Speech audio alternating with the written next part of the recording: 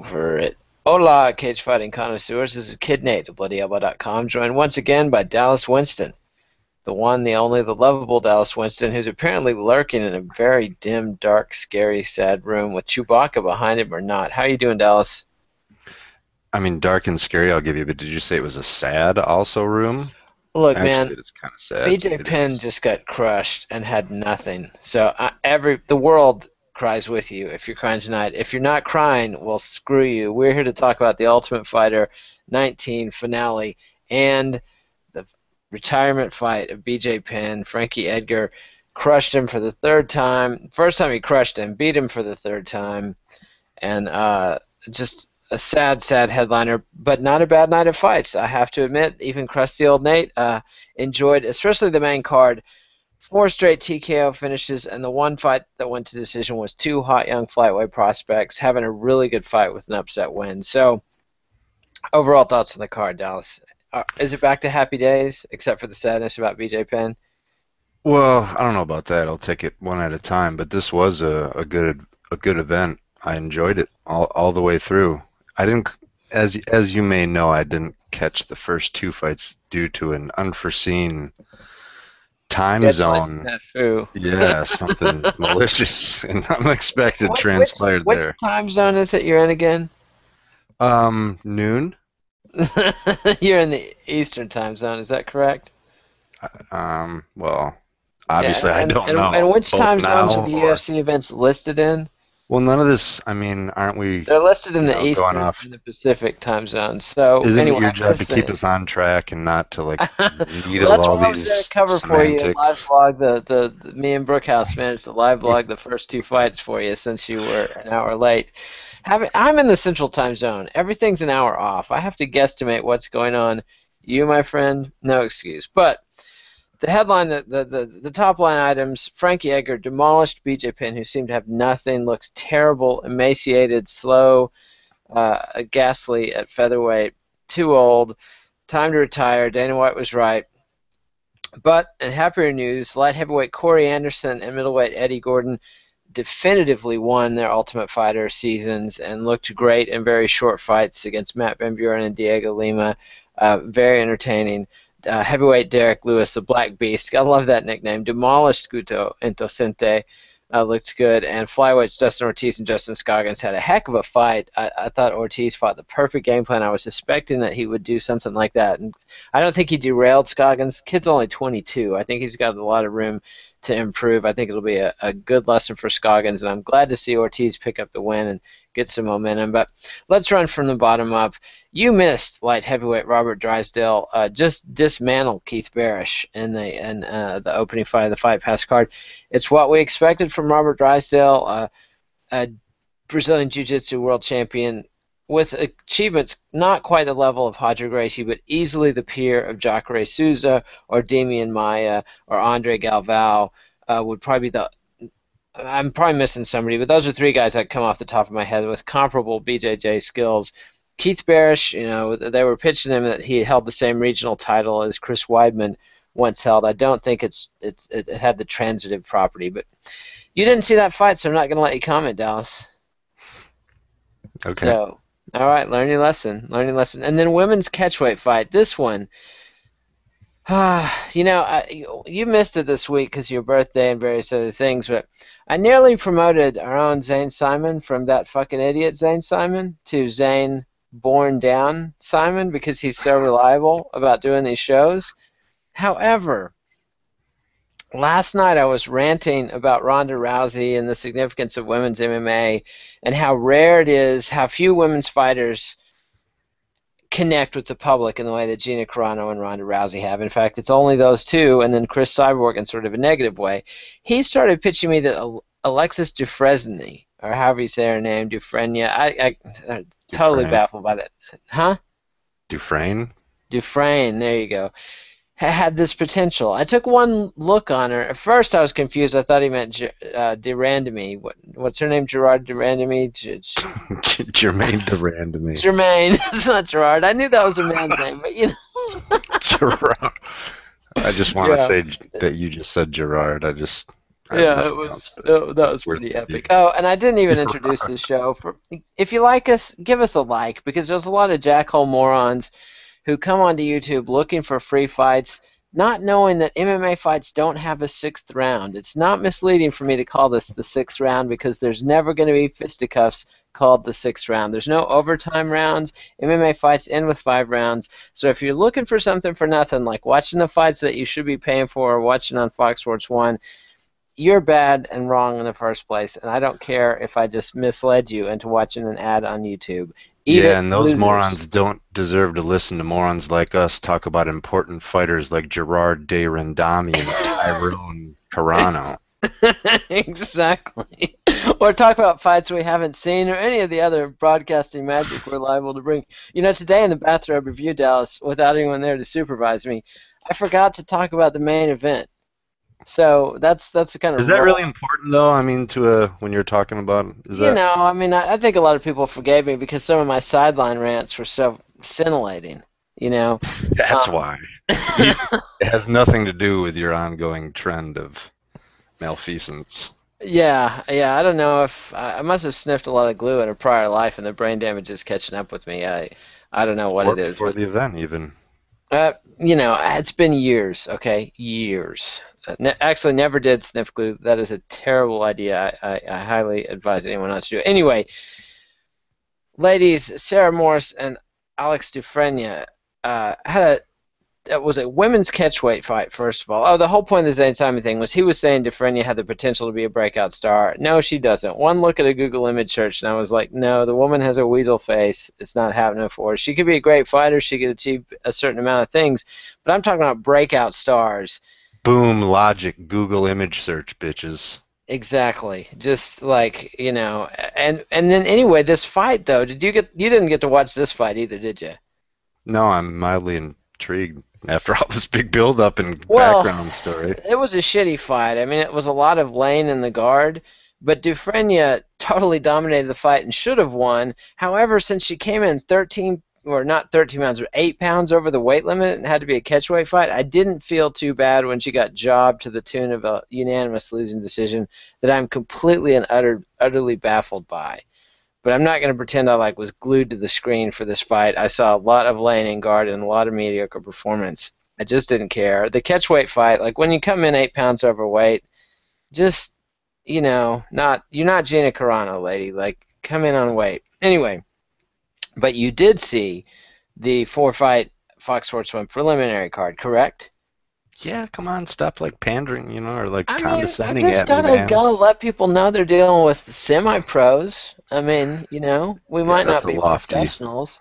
that's a We might lofty self-label there, semi-pros. Semi-pros. Did you see the hat collection I'm rocking over here? This is like the land of hats that don't fit me and stuff. No, So but I would have, before you said that, guessed it would have been a subtle thing, but I didn't notice, so then you just had to make it a, point in the middle of your yeah. original point. Anyway, so let's get to it. Light Nice heavyweight looking Patrick hats. Walsh and Dan Spawn. What do you think of that one? Went to a decision win for Walsh. Uh, I was not overly impressed. I mean, No. people really perceive me as a hater of top control, and that's not true. But if it's only control, and I don't even remember the fight last night. It was the Kamosi fight and Oh, Bruno Santos. yes. In both, I mean, Bruno People had the Santos. gall to hate on me for not watching it and giving it a thumbs down. Look, dude, I've been doing this long enough to know that if my wife says it sucks and everybody on Twitter says it sucks and Zane Simon came on the 6th round and says it sucks, the fight sucks. I don't need to watch it. So anyway, go ahead. Am I wrong? Wow, that's a hard act to follow. I I know, mean, I know. I'm always a hard act to follow, but you're up to it. Look, you've got a candlelit lantern next to you. You could start a gas fire in your man cave. I could even do that before I had this fake lantern, but Well, let's so anyways, I mean it's just if a guy is blatantly holding, not only do I not respect it or enjoy it, in the rules, anything control related is below offense, which is, effective striking, submission attempts, legitimate offense. I guess you could call that grappling, but I don't see how it was effective because nothing happened. So Walsh kind of, Santos I think was bad. I gave that fight to Kamosi because He landed, and this is the whatever the hell event was last night, UFC UFC 175. 175. He outstruck Santos from his back. I mean, Santos was literally holding on to a body lock for dear life. So Walsh kind of impressed me as the kind of fighter where, and Spawn was going after him on the feet. I mean, so he's got a wrestling background. Maybe he'll, grow and evolve a little bit. But personally, I wasn't quite blown away with that performance.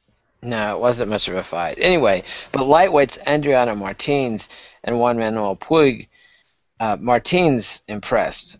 2 minutes, 21 seconds, and a KO knockout. Just a beautiful punch. And this is a jiu-jitsu guy. That's what you like to see. A well-rounded guy with some bomb in the leather.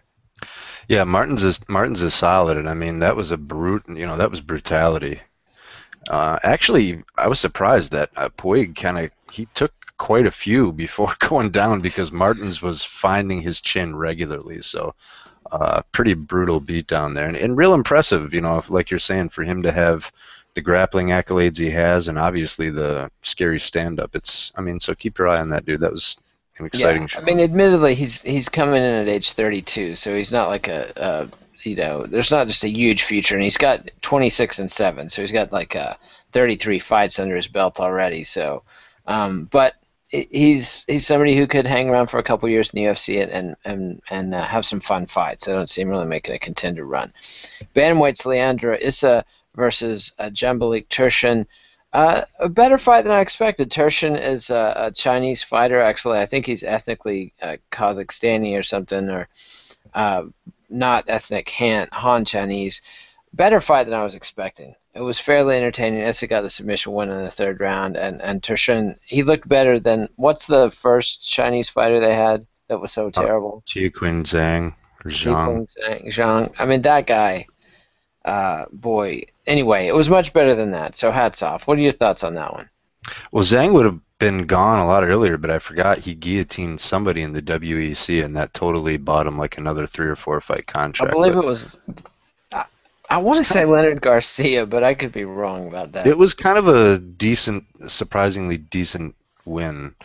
But yeah, this was a pretty good scrap. What I really liked about this match was that these two dudes were going after it. I mean, I think even if it maybe, and it wasn't sloppy, but it wasn't like this fabulous display of technique. It was a pretty evenly matched contest, and I mean, they both were going back and forth, and they took some big shots, and they had to make a lot of adjustments. So it was a really, really gritty win for Issa.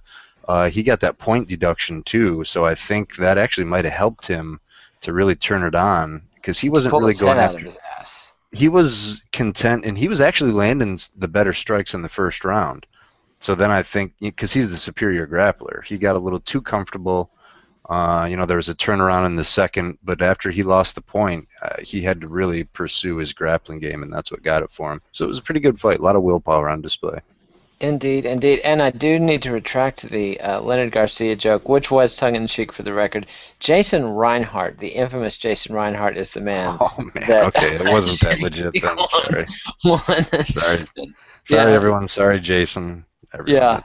So we're sorry for mentioning your name, Jason. That's the only apology I'll give to that cat. Never has an 18-0 record walked into the UFC with less behind it than Jason Reinhardt. Anyway, he's a great kid. He's a great kid, though. Reinhardt's a nice dude, but not what you consider a top league caliber. No, I'm just speaking as a UFC fan, not as a person. All right, lightweights Kevin Lee and Jesse Ronson rounded out the preliminary card with a split decision. This was another bit of a buzzkill, not a hugely exciting fight. I thought Ronson was doing better early on and kind of faded, but I didn't even bother to score this fight. How about you? Man, Kevin Lee is out of Grand Rapids, even though he doesn't really train here. He trained in Detroit, and now he's at Alliance. And young kid and bright future ahead of him.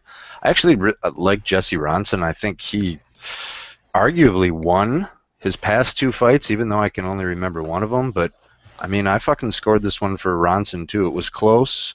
I think, I wish I could remember the score. I think I don't know what my scores were on this. I can Google this. You wrote it down because you live blogged it all on Bloody Elbow, dude. So it's like, hey, that's something.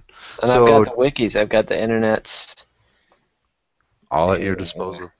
Yeah, yeah. So I think it was actually 29-28. But I mean, it was a really close fight. But I don't know. I expected it to be. I don't know why Lee got it all. Maybe it's. And then I don't know. Like I feel like I'm turning into this grappling hater guy, but it seems like when a guy, it's bad enough when a guy lays on another guy and doesn't, You even if he gave Lee throws the a few. first round 10-9, then you had it 10-9 Ronson and 29-28 Ronson.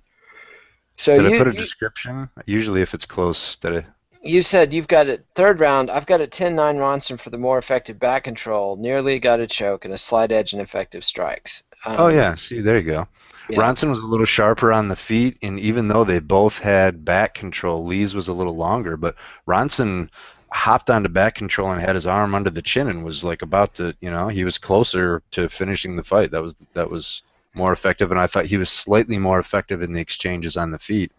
It was weird to me that everyone in the world scored that for Lee, and I'm assuming it was this I don't know, this outlook that even when a guy is going after, shooting for takedowns, holding a guy in the fence, and literally not throwing a strike or doing anything but trying to get a better position. If we're going to score position, that's one thing, but trying to get a better position and failing, I don't score that for anybody, Yeah, no, because that's really, yeah, I would not be coming home from prom night bragging about that move.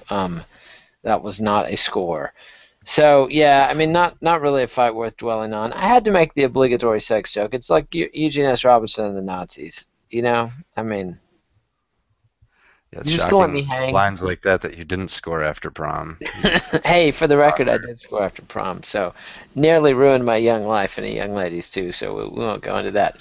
Either But way, though, I thought that was a decent fight. I just want to say Kevin Lee's young. He snuck out a win. They're probably going to cut Ronson, which I think is really tough. I think he's had not big names, tough opponents, and I thought he was game and arguably won most or even all of those. So yeah, respect we'll to see if Ronson. they cut it or not. They're pretty desperate for guys to fill out fight cards. So all right, but that was the main card. Dustin Ortiz versus Justin Scoggins. Scoggins came in with quite a head of hype, uh, and I think he had earned it in his previous UFC performance. But Ortiz is a guy who had had a couple tough losses and good fights against really good competition in the UFC, and so I was not surprised at all to see him uh, uh, shut Scoggins down. And it was a good back and forth fight, but Dustin Ortiz clearly the guys at Duke Rufus's saw Scoggins coming and armed Ortiz with a good game plan.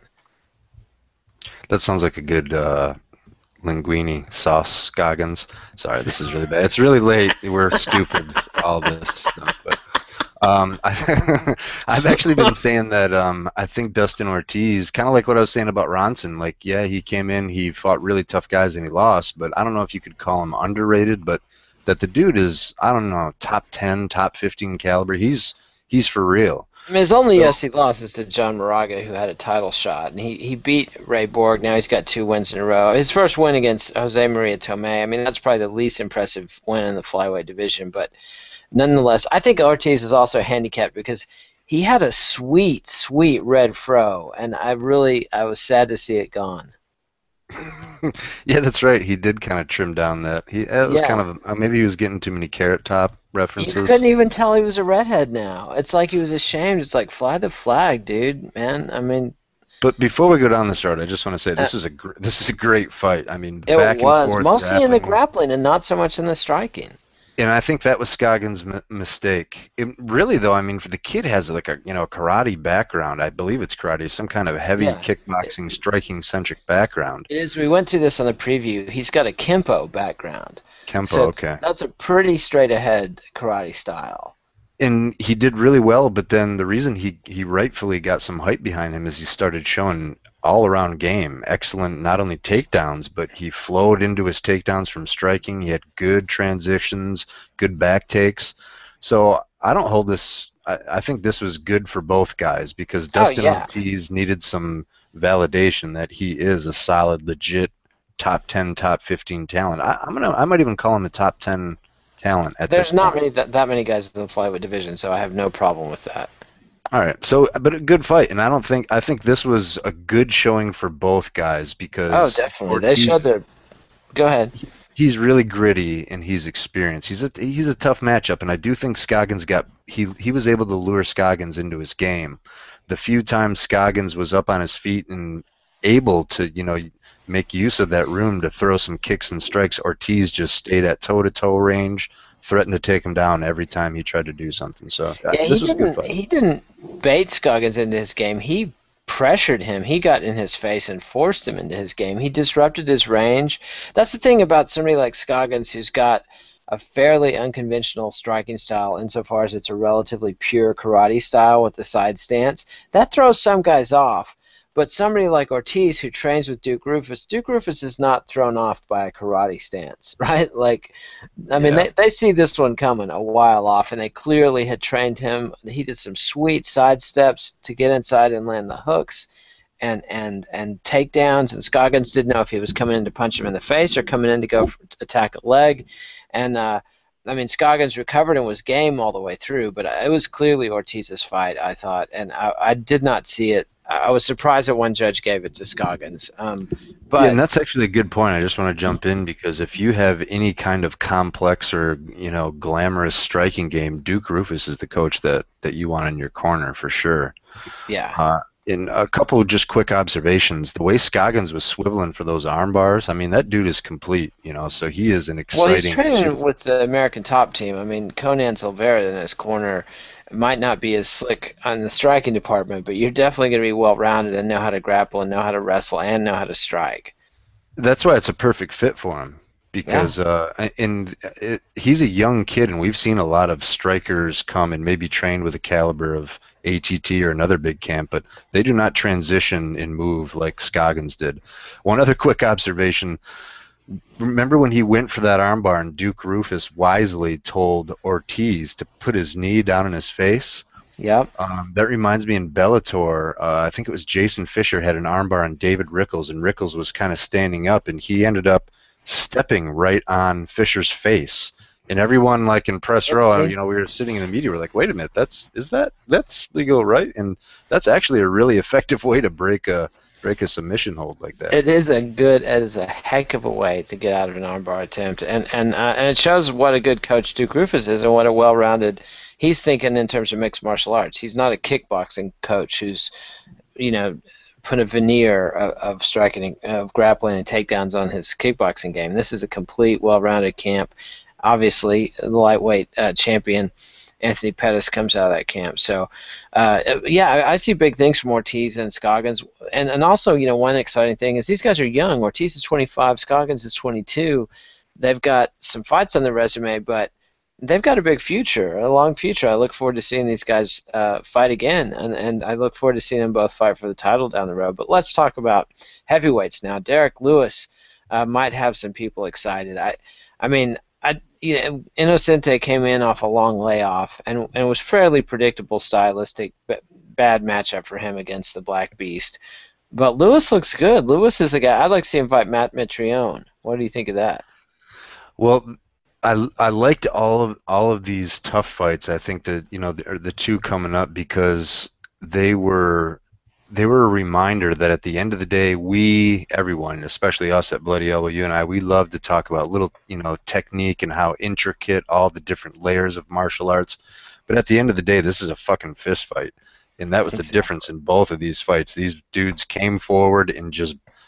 It's not that there wasn't any technique either, but they saw an opening. I mean, that was just raw brutality. I'm not saying there wasn't technique involved, but that was like a big brother, get over here, I'm going to pound your ass type of beating. And no disrespect to their opponents at all, but I just like to see that every once in a while. It was good to see a good old-fashioned beatdown, I guess. And Drew, and there were three in a row, actually four in a row if you count the Edgar Penn fight, which is a different matter. But you're skipping over the Derrick Lewis and Osinte fight, which had nothing to do with TUF. Heavyweights. The question was Derrick Lewis, Matt Mitrione. Do you want to see that fight? Is Lewis ready for Matt Mitrione? Yeah, I mean, as far as heavyweight goes, sure, I would favor Mitrione. Although, that's tough. Mitrione, I think, has actually really good boxing. He's got a lot of snap in his But he punches has and a no long wrestling. reach. And he seems a little timid at times, and it's when he faces an imposing figure, and Derrick Lewis is absolutely that. So Indeed, I would indeed. watch that fight. And Derrick Lewis is the kind of guy that's great to have in because, I mean, beast. It's good to see that every once in a while. He's a clubber. Exactly, exactly. He's Clubber under Lang. 30, and he's under 30, so I'm glad to see relatively young blood. By the UFC standards, that is young blood. Um, uh, I'm not making a Randy Couture joke, but anyway, so then we had the two Ultimate Fighter finales, both of them, Eddie Gordon and Corey Anderson, just demolished it. I think you said what needed to be said. I mean, Anderson and Gordon both came out there and just murked the other guy with just an ass whipping.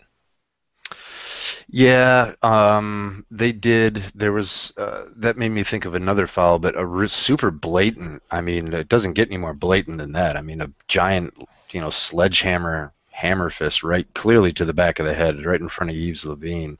Really, I know historically in a finishing sequence, Vitor, Franklin, so many fights you can reference. They've kind of let that go, but I don't know. I guess is that okay? Just if it looks like a guy is about to be done, It's so the other guy it's can foul it's him. only counted against you if you're Eric Silva. That's the official rule. That everyone can hit to the back of the head during a finishing sequence except Eric Silva, and in which case it's an immediate disqualification. I think Maximo Blanco would get disqualified for that too, but otherwise, have at And actually Yamasaki, I don't remember what it was. I think it was in the Issa fight, that fence grab. That's how a fucking fence grab should be addressed. It was yes, so blatant. Yeah, I thought, okay, this might be interesting. Yamasaki went over, immediately took a point. I'm not sure. I think because he used that to get to a better position, that's why they restarted on the feet instead of in the same. But either way, yeah, I mean that's the way I want to see a foul. Otherwise, there's no incentive not to foul. yes, just foul away. It's almost like the way we govern our banks and politics. But anyway, enough of that.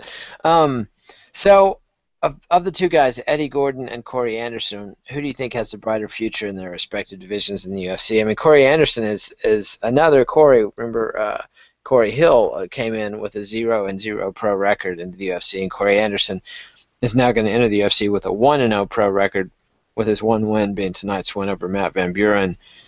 You think this guy? I mean, is he for real? Is he a contender? Is he a washout?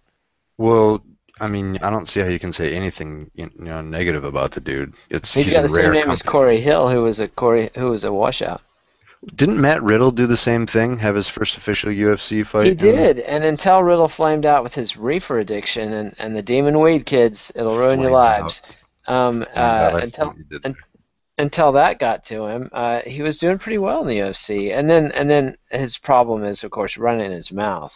Also, But either way, super rare situation that he's in, and he has a wrestling background. So for him, and that was, I mean, that was not sloppy. I mean, I want to say he pieced together like a three-punch combo, landed each one, and then immediately saw he was hurt and threw on two more strikes, and then just let the beating commence. And his post-fight speech was awesome, man. There was something so brutally honest about that. It really made me, like the dude. So the Anderson, brutal the brutal honesty went with the brutality.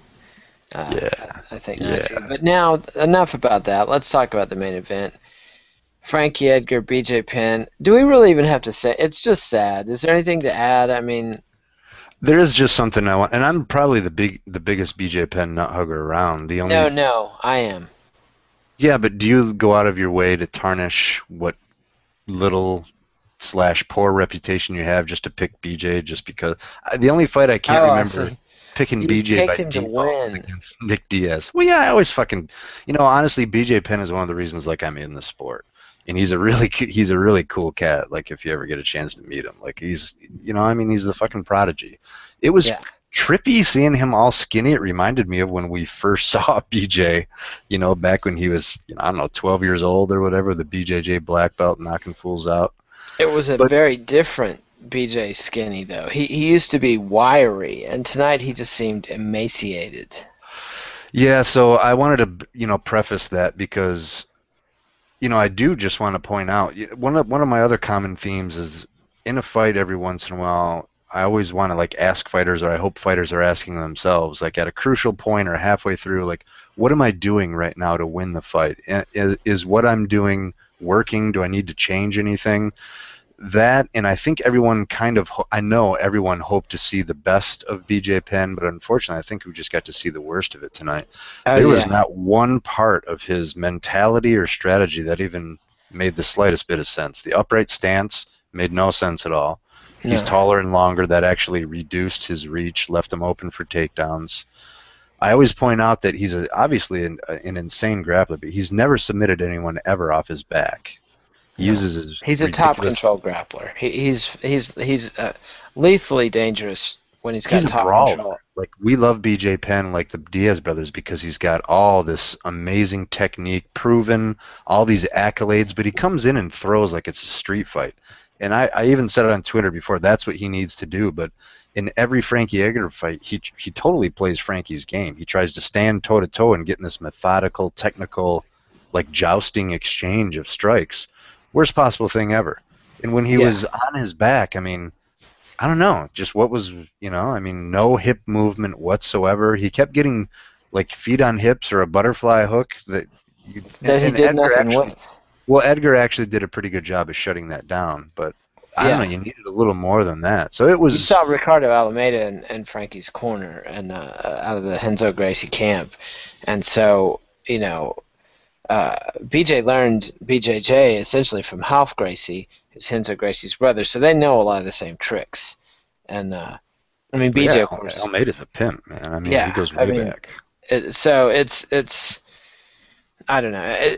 BJ just had nothing for Frankie, and Frankie looked good, but I mean, it's hard to say. It's a relative sport. You always look good in comparison to your opponent. When your opponent comes out with nothing, it was just sad to see. And the other thing, I mean, it's not the years, it's the miles, as I've told many a young lady in a strip club. Not that I've ever been in a strip club or met a young lady in a strip club, but that's neither here nor there. But I mean, lady as opposed to not a All right, lady all right, lady. all right, all right. Anyway, but it's not the years, it's the miles. BJ's been fighting MMA since 2001, since he was 20 years old, and that's uh, that just clearly wears you down. I mean, somebody like um, Randy Couture had this marvelous career that started when he was 33.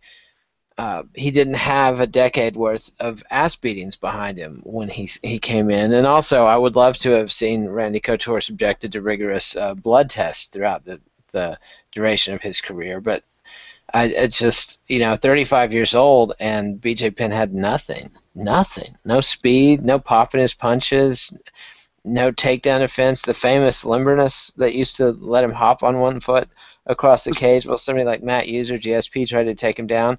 No sign of that. I mean, I'm going to call that a case of empty Budo, my friend. BJ Penn's fighting spirit was what everyone admired, what put him on the map. That's what I was saying before. He's got all these, I mean, the dude was a fighter.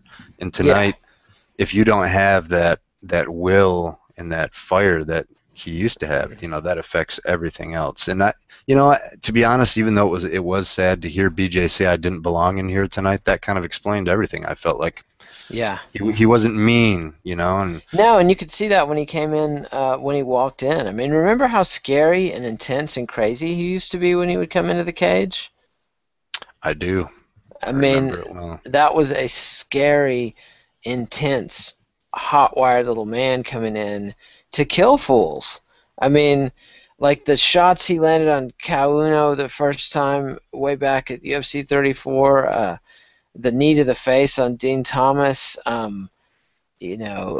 Basically his whole career. I mean, yeah, almost when he every. broke GSP's nose in their first bout, just the blood mask that he reduced Joe Stevenson to, the beating he put on Diego Sanchez and Kenny Florian, and the jab, the way the jab worked on Sean Shirk. I mean, I don't know. It's hard to let go of the past. And it's only been 5 years since he was, 2009. Uh, Other than that loss to GSP, which he was moving up in weight class to take on the greatest welterweight of all time. There's no shame in going to 4 rounds with GSP at that point in time, and then suddenly, in 2010, he runs into Frankie Edgar. Everybody thought he would win easily. I still think he won that first fight. I watched that not long ago when they booked this rematch. I still have that fight scored for BJ Penn. Yeah, me too. I wrote a whole big judging article on it. Yeah, but And you never know how that would have changed things. Had he won that fight by decision, even if it was a squeaker, and some people were saying Frankie would have won a rematch, he would have been on to the next opponent. Um, no Well, what's funny telling. is Penn had laid waste to the entire division. When they announced Edgar, everyone was laughing, like, really? This Yeah, is where we're at? Frankie fucking Edgar? That's who we're going to exactly. fight? And yeah, it pretty much went from there. My one big regret with BJ is that I'm always going to wonder what would have been like for him to just hook up with maybe not even ATT or Jackson's, but just some camp that would push him. And tonight Well, was a great one thing example. about his 2009 run was he was with the Marinovich brothers for conditioning training, Yeah, and he yeah, was in but great I mean, shape, and he was lethal. but even so, yeah, just with hooking up with a camp like that, like I want, I would like to have seen, I guess, him, go with someone who's gonna really like forge him and mold him. I mean, the Yeah, Marinovich brothers, honestly, it's not that, but that's the best we can do for guidance on BJ Penn. And I like Troy Rude Boy was his coach, and he's legit. There's nothing against him, but I'm talking a dude that's gonna, not treat him special at all. well, And that's the he is problem. a I mean, special BJ Penn fighter. was like Brock Lesnar. He could afford to finance his own camps even before he made any money in fighting, and so it's just the reality of economics and the reality of the world. Unless this guy was just so, and the combination of the inherited wealth and the immense natural talent in multiple categories of fighting meant that BJ didn't feel like anybody had anything to teach him, and he wasn't hungry enough to where he had. It's not like he was one of these Japanese or Brazilian fighters, Huzumar Palhares or whatever, that's mopping the gym up and sleeping on the floor in the corner from the time he's 11 years old just to get in off the street. There was Exactly. none of that hunger and desperation. And just like Brock Lesnar would stop practice if somebody punched him in the face in a sparring match, BJ Penn allegedly would stop practice if he got tired. Or, I mean, like his coaching performance on this season was hilarious. Fraser Coffin was telling us about it on the show. I mean, like, one of his guys got smoked in a fight, and his response was, "We trained too hard, guys. Let's take the day off." I mean, that's The bad thing is, I would be doing and saying all the shit BJ's doing if it were me. But from an sure. outside observer, Penn would have almost been, and really he didn't need to until Frankie Edgar came along. It was Yeah, he could get by in his whatever he was doing with his training and his own self discipline. But I'm always gonna like just so who was coaching him tonight? Like what was that? Like that's what I mean. That's kind who of disturbing. knows? What Yeah, was but it's also no coincidence that he parted ways with the Marinovich brothers before that pivotal April 2010 fight against Frankie Edgar, which took place outdoors in Abu Dhabi in the desert. And so very demanding climate and not your usual air conditioned arena. And had he stuck with the Marinovich brothers and been in top shape for that fight, everything could have gone very differently. In the last 4 years, I mean, he's had one win, he's had five losses and a draw that he clearly was losing to John Fitch. He should have lost that fight to John Fitch. Um, he why? came out. He fought a respectable fight against John Fitch, but that was also Fitch, a fading Fitch, as we now know. And just the last 4 years of his career, I mean, no shame in losing twice to Frankie Edgar, but after that, just going up to welterweight to lose a bunch of fights he shouldn't have been in the first place, going down to featherweight to lose to Frankie Edgar in a fight he admitted he shouldn't have been in. It's just a sad ending Well, he's to got his huge career. balls. Like Oh on yeah, earth is going to go up to welterweight and challenge Rory McDonald? I mean, that was one of the worst possible matchups for him at yeah, welterweight. a really I mean, how big, about tall Carlos Condit? welterweight. If you're going to go up to welterweight, give me like Penn and Carlos Condit. You know what I mean? Or Yeah, the yeah. Diaz fight, actually, that made good sense. I don't think anyone expected that to be as the drubbing that it turned out to be. But No, I mean, definitely not at the time. I mean, I think it was a great fight. I mean, BJ acquitted himself well in that fight, but it showed.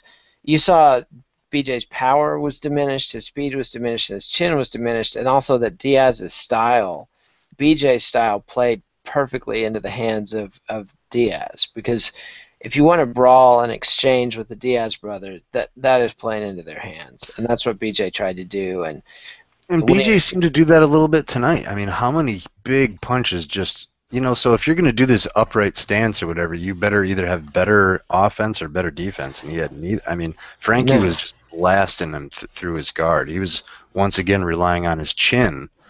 I mean, a lot of people would have got dropped or put out by some of those shots. I mean, Frankie was really Yeah. teeing off on He him. was So teeing off on him. I mean, and BJ's a guy who, at his peak, could take an incredible punch and not show any sign of it. I mean, that was the thing of that first fight against George St. Pierre all the way back in 2006. I mean, he terrified St. Pierre because here's this little guy who's known as a grappler, and St. Pierre at the time was known more as a striker than a wrestler, a grappler, and he broke St. Pierre's nose with a wicked uppercut that just caught the tip of his nose and hurt him bad. it's the left And he hook, just, actually. I can remember St. GSP's nose wobbling back and forth on the yeah, replay. and he ate everything GSP poured on and laughed it off. Didn't have a mark on him. It was eerie. An And incredible takedown defense. If you look at yes, the wrestler we now know GSP is and how well BJ defended him, I mean, amazing takedown defense. yeah. I mean, GSP wasn't quite matured. I think, in fact, that fight was a key. That and the Hughes loss were the two key fights that made GSP, that forged GSP. But BJ Penn was a guy who, from 2001, the moment he entered the game, until the end of 2009, was hands down, indisputably the best lightweight mixed martial artist on earth. He demolished Takanori Gomi, who's the only peer from that era who had a claim to it. But because of some of his own failures, because of his loss to Jens Pulver, and I don't want to take anything away from Jens Pulver. That is Jens Pulver's career achievement, beating BJ Penn. But BJ was a front runner in that fight, and poor conditioning cost him that fight. Then, he had that ugly draw with Cal Uno that killed the UFC's only ever title tournament, and they killed the title. They took away the title. Then he had contract disputes and blah blah blah. Then he comes back out of the blue and wins the UFC welterweight title in a huge upset against Matt Hughes. But that might have been his undoing, because he got this false sense of confidence that he could, then next thing you know, he's moving up to heavyweight to fight Lyoto Machida in Japan. I mean, just, and spent a big chunk of his prime UFC years chasing the welterweight title, fighting Hughes and GSP, and it's frustrating and unfortunate. Huh? Are you looking at something official when you read that off? Is that I am. timeline? I'm looking at Wikipedia Okay. right here. What do you think? Well, so Penn was, I think, close to number one. He had the Pulver match, but then Pulver went on to lose to like Bang Ludwig, and I think he lost to someone else too. I can't think of his name right Well, now. Pulver entered the tournament in Japan, the Pride tournament that Gomi ultimately came out on top of. Yeah, and so Gomi was number one. BJ beat Gomi. BJ was considered number one. BJ Yeah, started fighting crazy, 170, 185. He's over in K1, and then Gomi, that Pride tournament reshaped the whole lightweight rankings. it did. BJ, It clearly established Gomi as the number one fighter, because BJ wasn't in it. It was Pride Shockwave 2004. BJ was not in it, but Jens Pulver was in it, and Yves Edwards was in it, who was considered kind of the uncrowned UFC lightweight champion at the time. Who else was in that? Was Hellboy in that? pretty much every top lightweight on earth. I can't even really think of one. BJ's the only one, but he wasn't even fighting at that weight class anymore. Yeah. But either way, he came back. I was at that first Hughes fight live. That was amazing. I mean, that's a classic teleport to back control, choke out, kiss you on the cheek, I love you, give me your belt. I mean, epic. Yeah. It was. But then everyone was talking at that time, BJ could be the best 155er, but he doesn't have the discipline to diet and get down there. And fuck it if he didn't prove everyone wrong and do that. And just laid waste to the whole division. I mean, Yes, annihilated that is really what he has to be most proud of. I mean, the welterweight, being a two-division champion, and him and Randy Couture are the only two-division champions in UFC history. Dan Henderson obviously held two Pride belts at the same time, but Henderson never even held a UFC belt. Although I think Henderson's Pride belts were equivalent to UFC belts, but that's neither here nor there. But I think that Jason run. Maxwell was the other guy Jens lost to. Sorry, that was random. Yeah. But I think that lightweight run, from the time he beat Joe Stevenson to claim the UFC lightweight title, all the way until he lost it to Frankie Edgar. Real enough wins over Joe Stevenson, Sean Sherk, Kenny Florian, and Diego Sanchez. In retrospect, it doesn't sound that great, but that's the nature of the game. Everybody has a downfall, and when they fight for the title, they're at their peak, And so retrospectively, like Zane was saying, that BJ's always going to look, history's not going to look kindly on him, because history in the future, people are just going to look back at the 16-10-2 record, and it's not that glittery, it's not that shiny, and somebody that put together a whole lot more wins against lesser opponents or didn't dick around and fight in weird weight divisions is going to have a shinier record. And people who didn't see and love and fear the awesomeness that was BJ Penn, because the speed and the power of his strikes, his ability to withstand punishment, his freakish ability to fend off takedowns through pure flexibility. These are just things we hadn't seen before, and we might never see again in this sport. And so, to me, there's no better definition of a true pound for pound fighter than BJ Penn. Maybe Kid Yamamoto, but so for pound, I first ranked him when I got on the SB Nation or MMA Fighting's panel, and everyone shit their pants over it. But so we sit here and try to imagine this hypothetical situation where, what if this one guy he went up in weight? Well, you don't have to be hypothetical with BJ Penn. No, you He fucking fought 170, won the title. 155 was up there. Then went all the way up to 185. Fought Lyoto Machida at heavyweight. Lost, but hung with him. He hung with Lyoto Machida, and because it was in a ring, he actually put Machida in some bad spots. Up until John Jones, or until Shogun Rua beat Machida, nobody besides BJ had ever put Machida in any kind of trouble. So BJ is unquestionably one of the all-time greats because of that, and to me, one of the best. The epitome of what a pound-for-pound fighter is. You don't have to imagine hypothetical scenarios with BJ Penn. He's one of the only fighters that did it and was successful and against legit competition. And he's one of the few fighters of his era that I can confidently say I have no suspicions of BJ Penn dabbling in performance-enhancing drugs. And I'm not even against performance-enhancing drugs. I'm just sort of against lying about it. Like, I'm not going to come out here and say that I think GSP or Randy Couture were on performance-enhancing drugs, but if somebody else came out and said that they thought that those guys did EPO or HGH in their careers, I wouldn't argue with them. We have no evidence. We can't say something like that, but we can believe it. We are entitled to our opinions and our suspicions, and those are two guys that I don't consider above suspicion. Now, because of BJ's tenure with the Marinoviches, I kind of wonder if they weren't, introduced him to some other things, because they're the kinds of guys who would know that kind of science. But I just don't think BJ was into that. I think he thought that was a fake bullshit thing to do, and he didn't do it. And there's no reason to believe or evidence. All of his weaknesses and failings are the exact opposite of the failing. A lot of them would have been cured by using performance-enhancing drugs. Well, I think regardless of whatever weird is that his legacy, Dallas? A shameful refusal to take the performance-enhancing drugs he needed to take to give us more fights. Well, I think everybody knew, and even BJ would openly admit it was him, his own discipline in pushing himself. He would even say, I've been eating a lot, I eat too much Hawaiian food, I'm not training enough. So to me, and of course there could always be something lurking we will never know about, but we'll never know about it. So we all know what was up with BJ, and that's why I would have liked to see someone not take that from him, to drive him and push him continually beyond his limits, or even do it once or twice. I think he would have really benefited as a fighter from that. But maybe he just wasn't cut out for that. He kind of did it. He got a lot of early fame.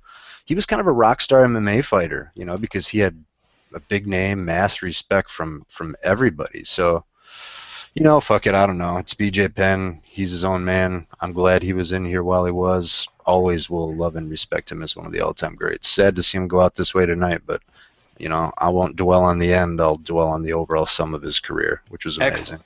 I will let it end there, and we'll be back later this week with various things. Eugene will have a knuckle up tomorrow for us, and we'll muddle through the week. We'll have various we things. don't have a fight coming up this next Saturday, so we'll figure out what we're gonna do.